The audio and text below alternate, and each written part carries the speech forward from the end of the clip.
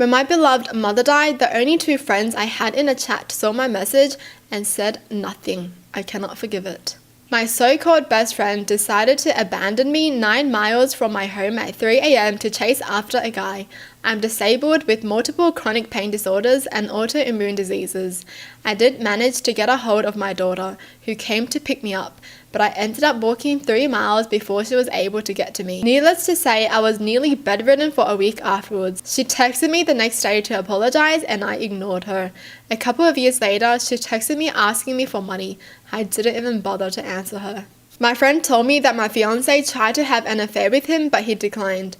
I wasn't mad at him about that. I was upset that he kept it a secret for about 10 years and decided to tell me a couple of days after my fiance died. At the funeral, he complained to others that he was being treated like he was just a friend. I guess he thought he should have been treated like a sister wife or something. I ghosted my best friend I had all through high school. I'm a gay man and she dated this guy who was super uncomfortable with this fact.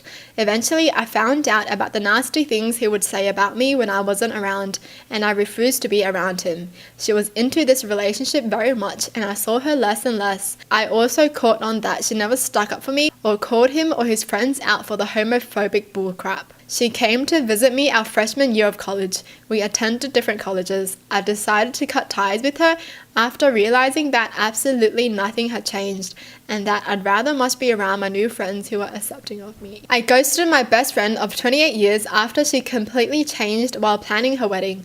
First, she asked me and her sister to lose weight before the dress fitting and said we should do a shake diet. She knew I had put on a bit of weight and I was really insecure about this. Second, I planned the hen party and 3 of her work friends didn't pay me for their share. She said I was selfish for bringing this up. Third, I broke my wrist in a car accident 5 weeks before the wedding, and when I called her to tell her what had happened, the first thing she said was I best not have a cast on for the wedding day. The wedding day went fine, but a week after the wedding, she texted me asking to meet up. When we did, she said I tried to make the wedding about me because everyone was asking how I had broken my wrist. I told her to have a good life, got up and walked away. She texted me a few times after that, but I haven't spoken to her for 7 years now. It hurt at first, but I've realized we had just grown apart. It's sad, but it's part of life. My 20+ year best friend decided that it was acceptable to make fun of my husband, who had just been sexually assaulted, and then allowed herself to tell him to be a man and to swallow his misplaced little male pride. I have quietly erased her from all my social networks, blocked her absolutely everywhere, and warned my entourage that the first person who would speak to me about her would suffer the same fate. My best friend of 20 years had always treated me badly. I always brushed her aside because she had a terrible abusive childhood. She was self-serving and always put me and other people down to make herself feel better. She stopped talking to me when I didn't invite her to my wedding at the courthouse. I ghosted her when I found out she was telling people that I needed to get over my son's death and that I was just trying to get attention. I ghosted my childhood best friend who I've known since I was born. She's my mum's best friend's daughter for many reasons. She was always very selfish and toxic, but for some reason I thought I was the only exception to her cruelty. Then she stole my boyfriend. I even forgave her for it.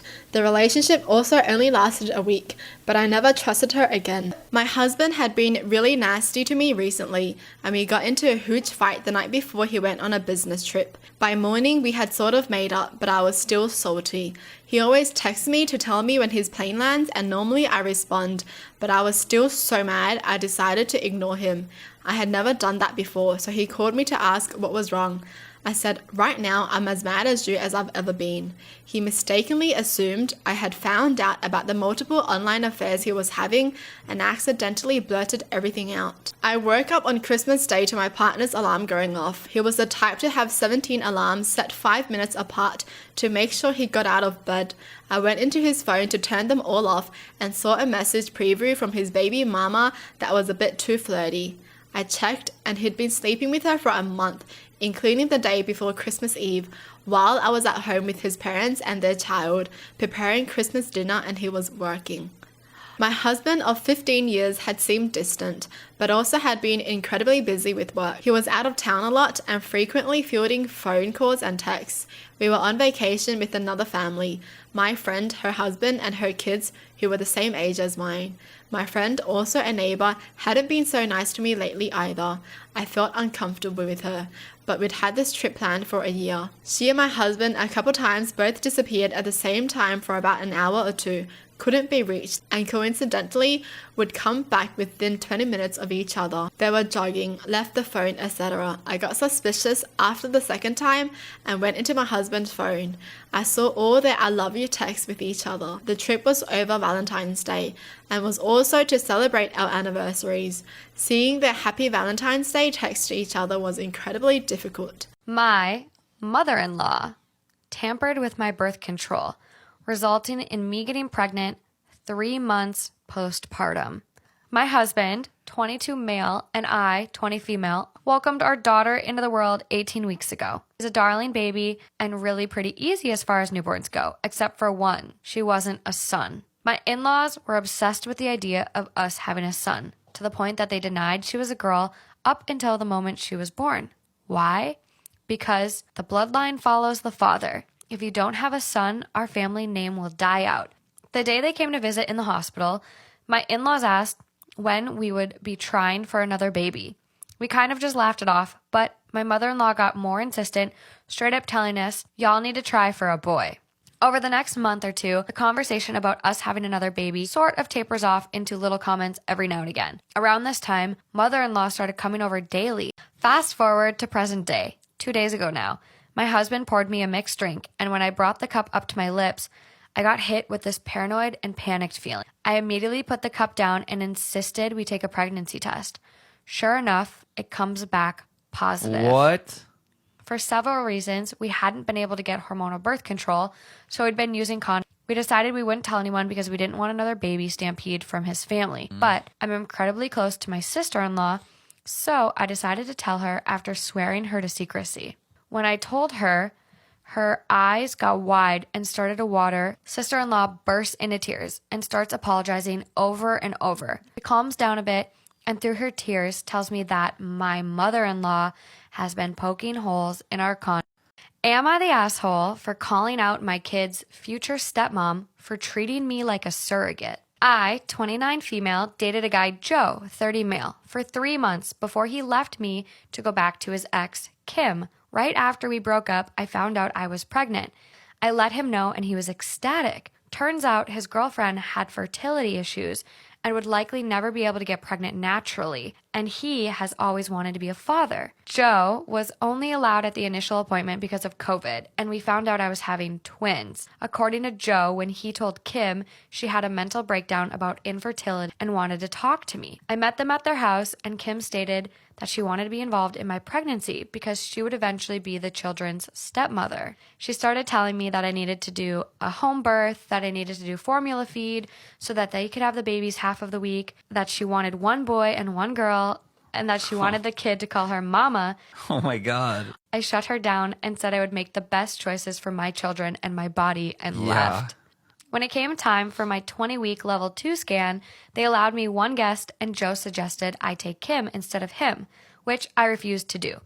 Joe did end up coming and he found out the gender because I wanted to keep it a surprise for me so we could throw a gender reveal party. I put a pregnancy announcement on my social media and then she put up an announcement saying they were expecting twins, quote, the non-traditional way, and how blessed she was. I was irritated, but I kept my mouth shut.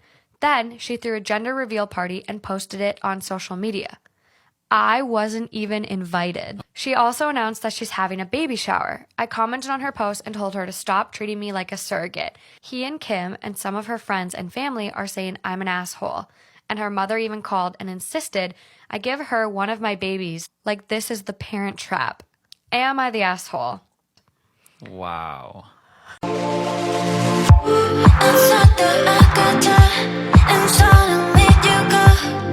Blame the distance, it's your fault. I know you to take the pieces. I know that you have your reasons. All I ever loved is to live with you. You never think of me as I'm thinking of you. You never told me how I could live without you. You baby just broke my heart like glass.